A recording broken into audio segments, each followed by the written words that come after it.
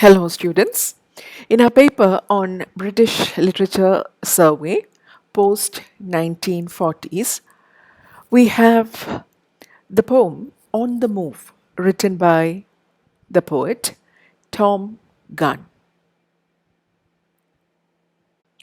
Thom Gunn, or Thomson William Gunn, was an English poet whose poetry is notable on the one hand for its language, which is very skillful, clever, and extremely terse, and on the other side, the themes drawn from popular culture and a lot of counter culture too.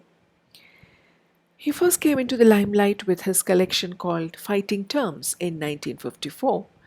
This was followed by The Sense of Movement in 1957. The poem prescribed for your study, On the Move, has been taken from this collection. You have other volumes like My Sad Captains and Positives.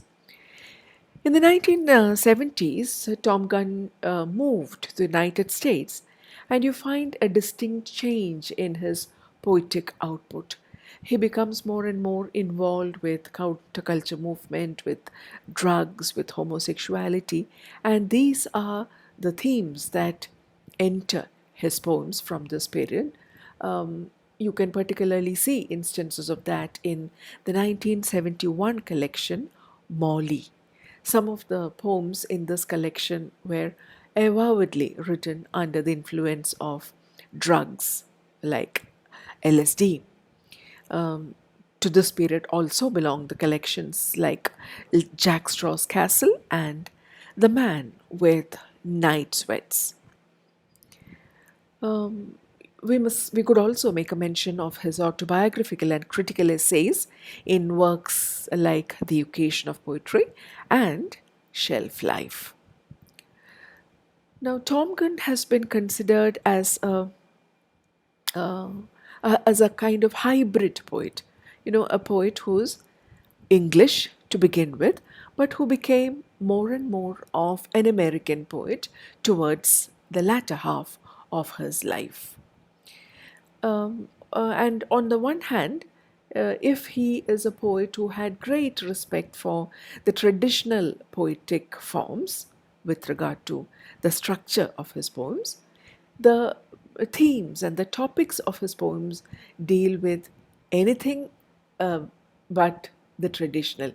He deals with popular culture topics, with drugs, with homosexuality, with a great deal of queer culture and counterculture. And if he wrote a great deal of his early works in the traditional iambic pentameter, in the latter part of his poetic career, he began experimenting with a wide variety of forms and engaged in a lot of free verse. So, this kind of hybridity, this kind of ambiguity, this kind of double sidedness is something that is seen throughout the poetic oeuvre of Tom Gunn. Tom Gunn is considered as one among the English movement poets. Movement poetry is a term that we now use to describe the English poetry of the 1950s. The term the movement was actually rather informally or casually introduced by the journalist J.D. Scott in an article that he wrote for the periodical The Spectator, of which he was the literary editor. He mentioned the fact that there seemed to be a new movement emerging in English poetry in the post Second World War decade of the 1950s.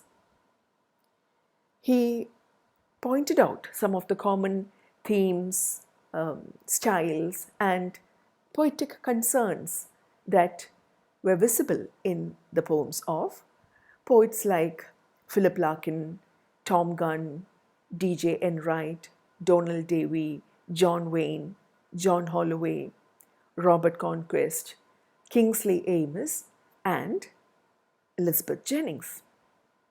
Now, these poets were hardly aware of each other as poets writing during the same time. They did not have a deliberately coined agenda which held them together, nor did they have any manifesto which they upheld and adhered to. What unites them as a group, is the fact that the poems of these poets were compiled into significant anthologies that were published in the 1950s.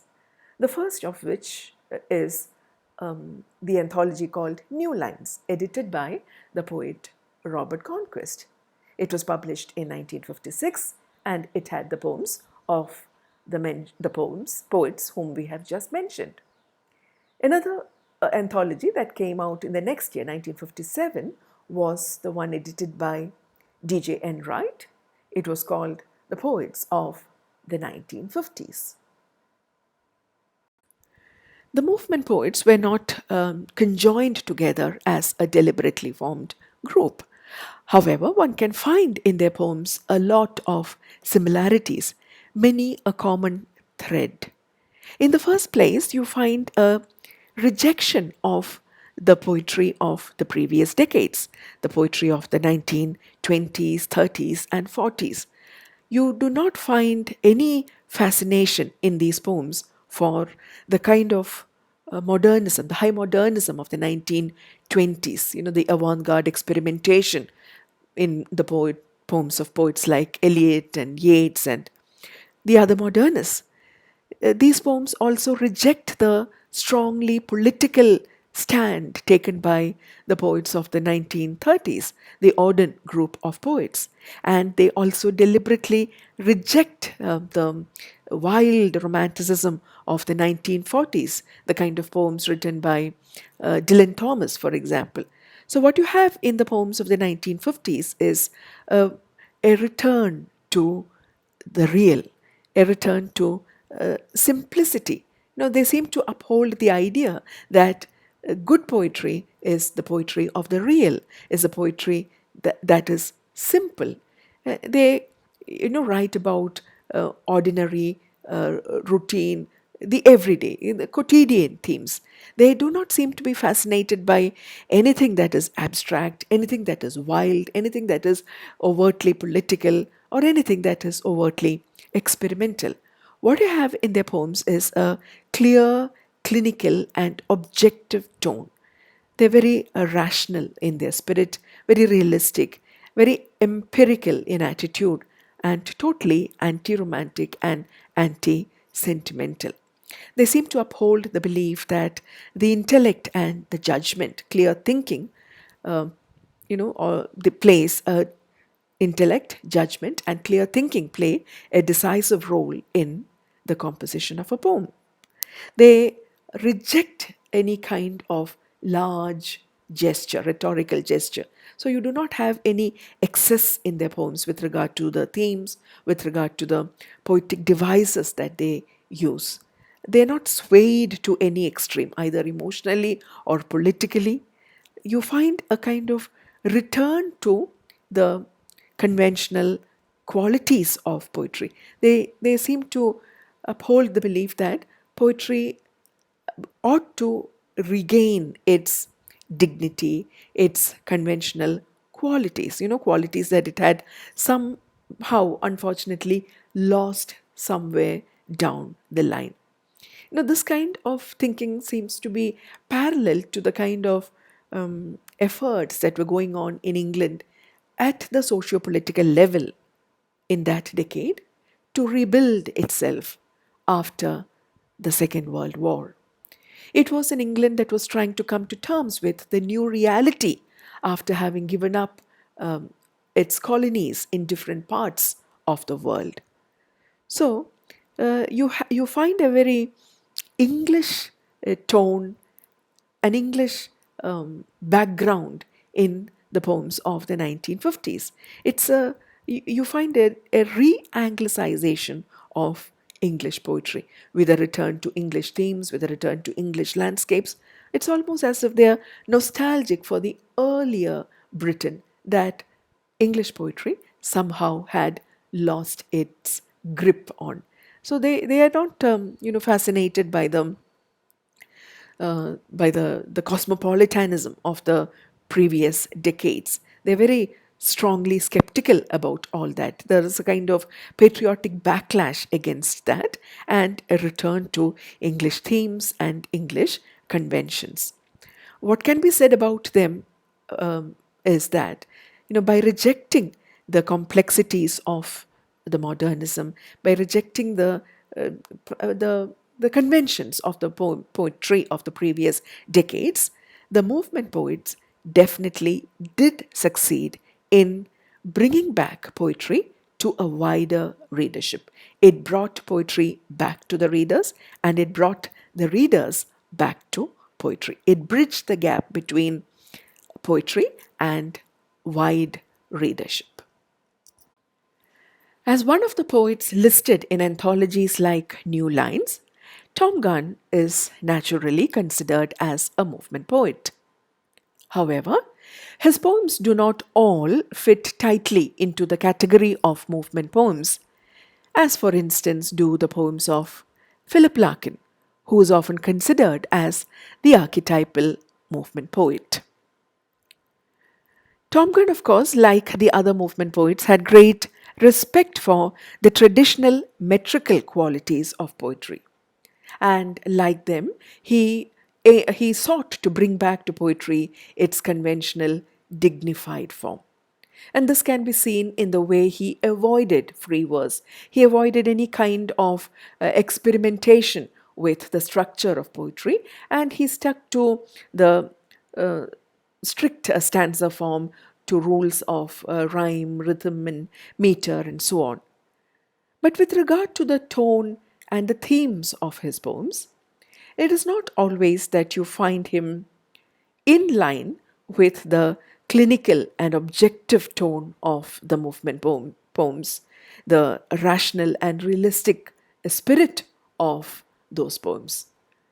On the other hand, you find a kind of raw energy, the poet expressing himself with passion in a very forceful way, more or less in the manner that the poets of the next decade, 1960s did, particularly poets like Ted Hughes, for instance. So, Thom Gunn is a very unique case of a poet who resides in a hybrid zone. On the one hand, with regard to the form and the manner of his poems, he is a movement poet. But with regard to the content or the matter of his poems, he is more of a 1960s poet. And one of the best poems where you can experience this uniqueness, this dual quality, and this uniqueness of Thom Gunn would be a poem like On the Move, the one that's prescribed for your study, taken from the anthology The Sense of Movement. It is one of his better known anthologies, and one in which, like in his other volumes, he gives us an insight into the youth culture of those times. As has already been mentioned, most of these poems were set in a society that was trying to rebuild itself after the Second World War and the period of decolonization. You can find, the society, two major divisions in among the youth of Western societies. On the one hand, you had the very successful ones, the highly educated and prosperous ones, who found themselves pursuing higher education and subsequent to that, occupying positions of power and privilege. But naturally, there was another group that did not or could not match up to that kind of success and prosperity. They found themselves to be a rejected or a dropped out lot. And it wasn't long before that category began to seek solace in other ways of life, in drugs, for instance, in mysticism, in Eastern philosophy, and generally other ways of life. They seem to be more keen on rejecting the norms set by society. A conformity to any kind of norm set by society was scorned by them, and they considered it rather, traitorous to adhere to any such norm, and eh, pursuing a very different way of life.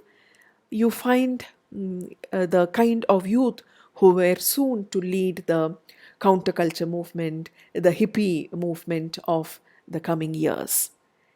And this is the kind of picture that you find expressed in a poem like On the Move. One can see a close parallel between this poem and some of the movies made during those times.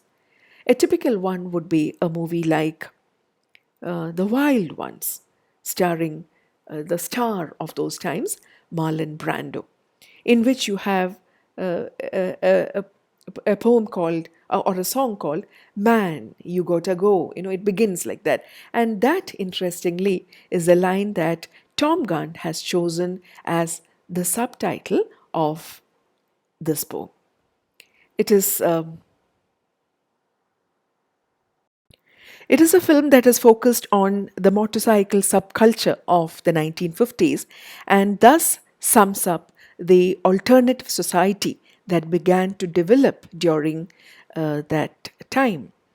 It shows the emergence of a cult where you have the motorbike riders, young men who cast off the shackles of the chains of society that they just could not come to terms with.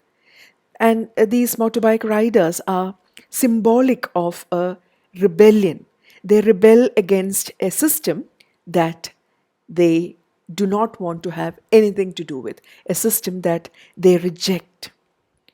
And the bikers here are shown as ones who are on the move for the sake of being on the move. There is no specific reason for their being on the move. There is no specific destination for them to be on the move. Man, you gotta go. They just need to keep going. And that is the way in which they reject a society which tries to impose on them a logic which is based on reason and a proper destination in life. In keeping with the theme of movement, the poem begins with a lot of instances of abrupt movement.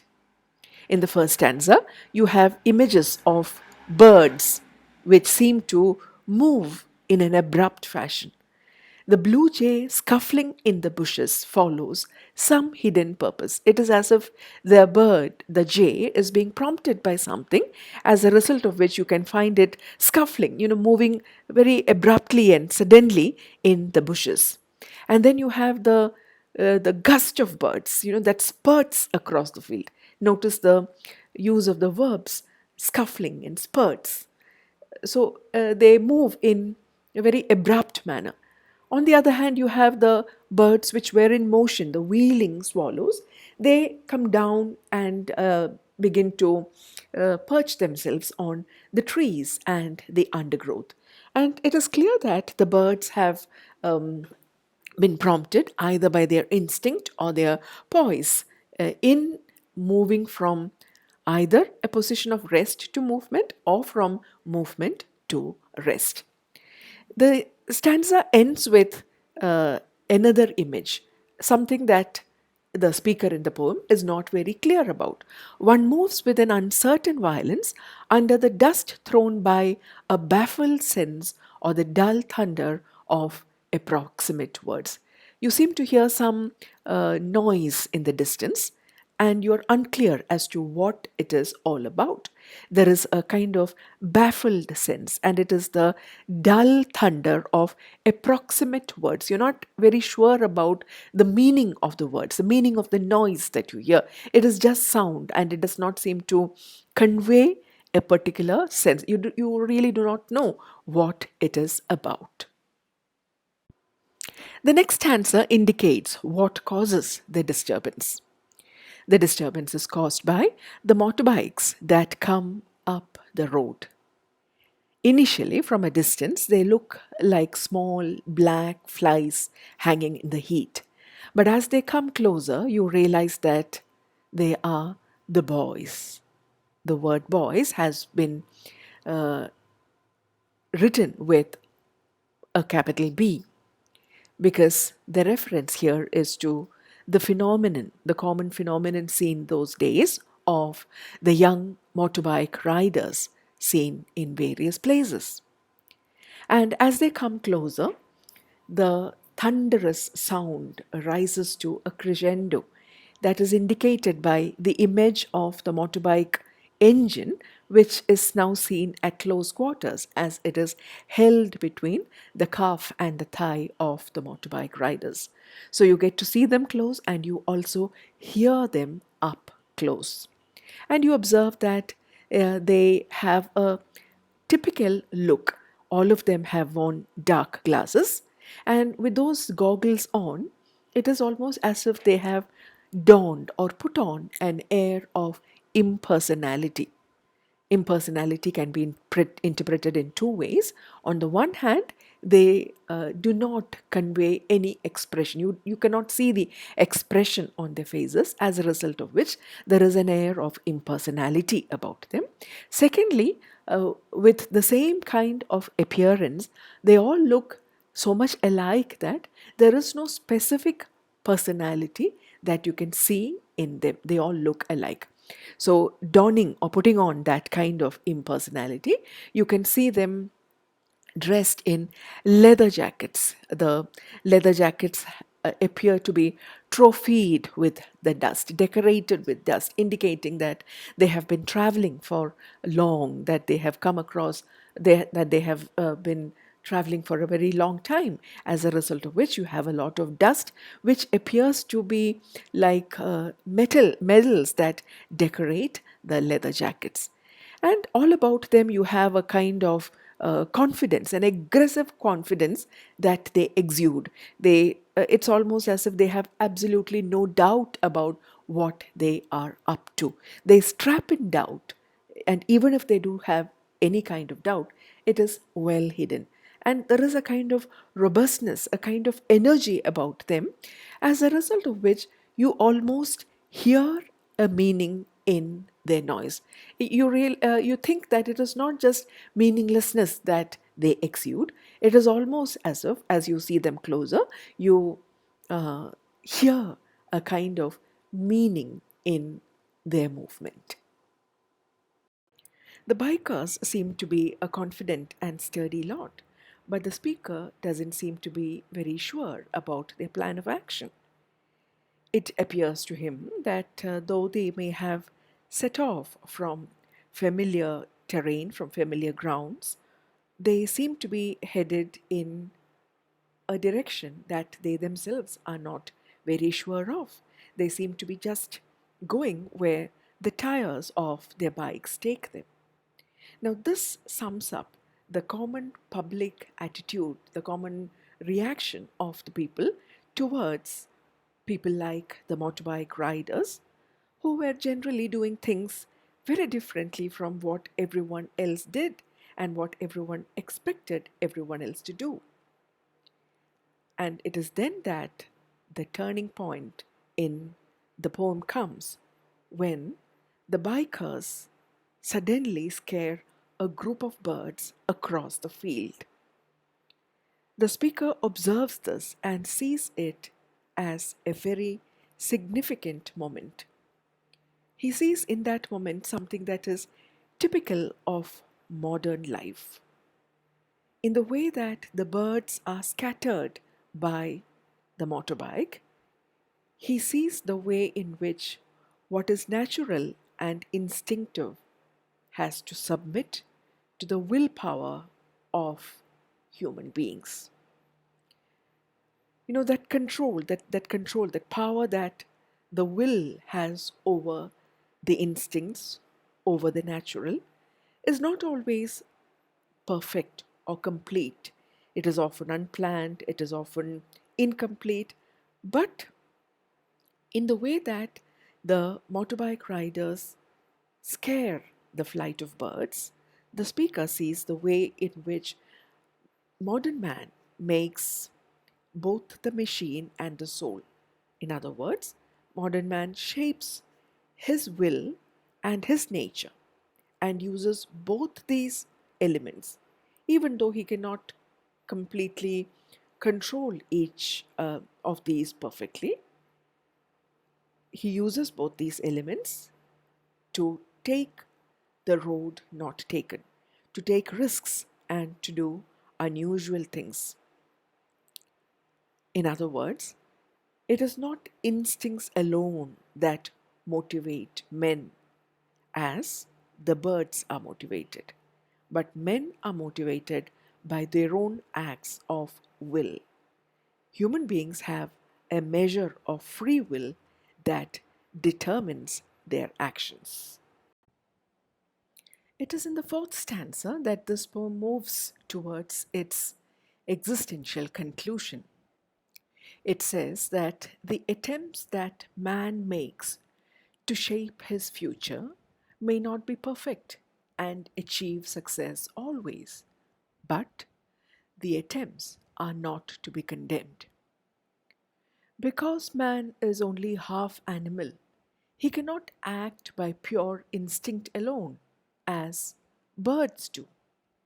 Man has to make decisions, and it is by making decisions that man can create meaning in an otherwise meaningless life. The meaninglessness and the uncertainty of life are indicated here in the form of the flux, the movement that turns one into a helpless stone that is hurled into the movement. Where one is a mute victim. The way out of this flux of helplessness is to accept that meaninglessness and go ahead. As the poem indicates, when one joins the movement of one's own will, one is not merely a helpless hurled object. One becomes the hurler too.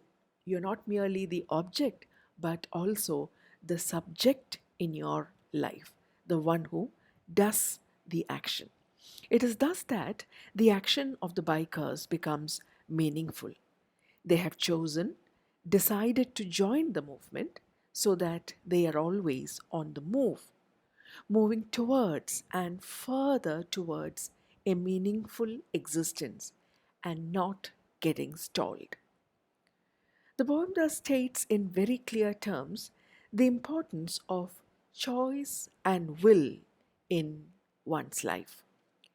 This is what the movement of the bikers suggests, that they are getting somewhere even if they may not be sure of how or where their journey will end. In the concluding stanza, the poem sums up the insight gained by the speaker in the very brief moment when he saw the bike riders before they rode away. Their way of life, the route that they travel along, has no final goal or resting place. It does not achieve a natural completion or wholeness as the life of birds or saints may do. Although they may not gain a feeling of closure, satisfaction, or completeness from life, the best that can be said about them is that they are moving somewhere. It is a much better thing than being doomed in the meaninglessness and the uncertainty of life. It is at this point that the poem conveys its existential philosophy. Men have no God given purpose in life, but they must define themselves, manufacture their own souls, and choose their own destinations, thereby creating a value system in a situation where no value system existed before. Existential themes concerning will and action are oft repeated in Thom Gunn's poetry. In this poem, he expresses this existential philosophy through the image of the motorbike riders who represent existential heroes who exercise their freedom of choice, reject the norms set by society, and live their freedom.